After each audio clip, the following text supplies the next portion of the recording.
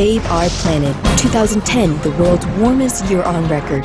In a report released on Wednesday, January 26, the U.S. National Oceanic and Atmospheric Administration found that 2010 tied with 2005 as the warmest year on record. Land and surface water temperatures in both years were 0.62 degrees Celsius higher than the 20th century average, making this the 34th consecutive year that the Earth's average temperatures were increased in this way. In the Atlantic Ocean, 12 hurricanes and 19 named storms marked the second highest number of hurricanes and third highest occurrences of storms. Unusually strong jet streams from June to August 2010 led to a devastating heat wave in Russia and massive floods in Pakistan. Record severe weather events have continued into 2011, with flood tragedies elsewhere on the globe, such as in Australia.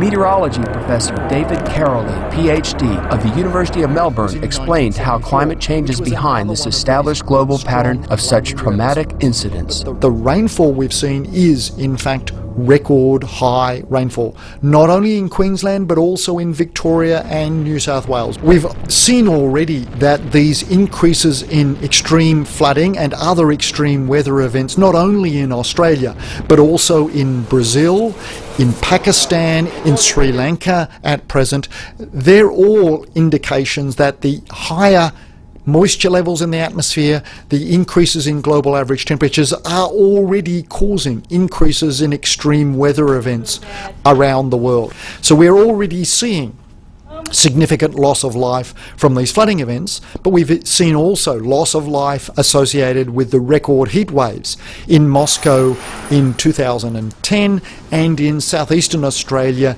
in 2009. That indicates that action on climate change is urgent. What are the solutions to lessen these type of flooding events and the drier weather and just climate change in general? So if we want to slow down the increases in extreme weather events and slow down the rate of climate change, we know exactly what we have to do. We know that we can change from using fossil fuels for driving industry to renewable energy sources.